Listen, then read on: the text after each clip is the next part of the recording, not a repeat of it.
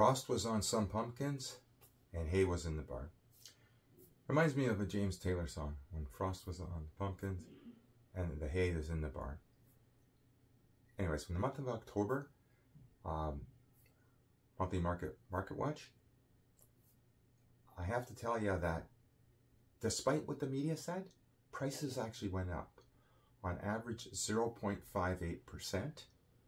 That's $6,500 on average. So that means if you owned in October, you made another $6,500 on your equity based on the average house in the GTA. That's pretty good.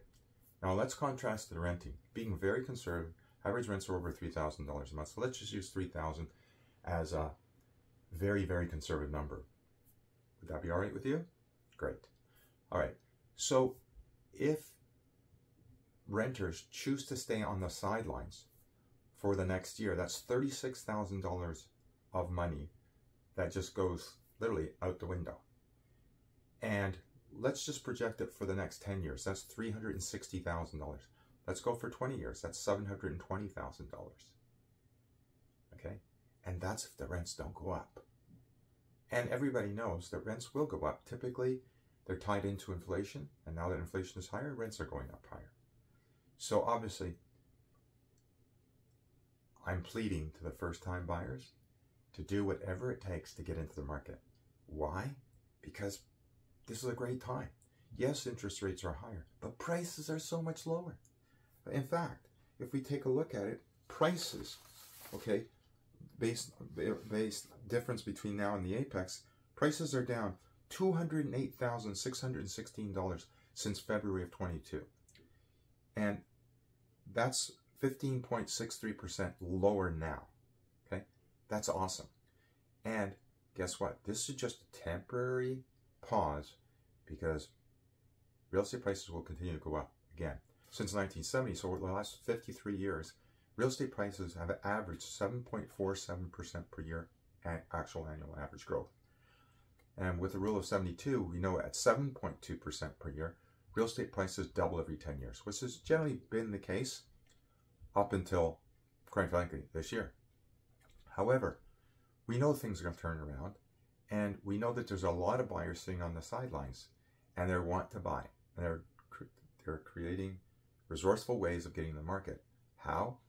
By borrowing from the bank of mom and dad, family, or grandma and grandpa, or any combination thereof, or getting a grant or a loan from them so they can get into the market, or having them help as co-signers to help the ratios.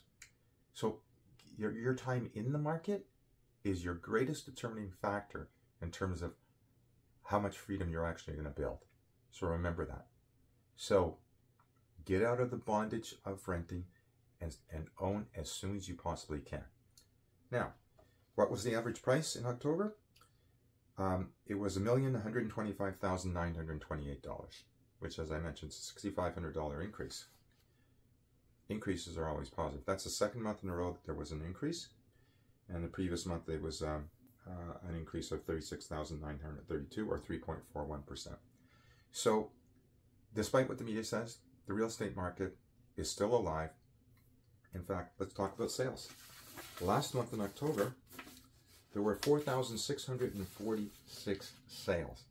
That means 4,646 buyers bought, okay, and 4,646 sellers' properties sold. That's a fact.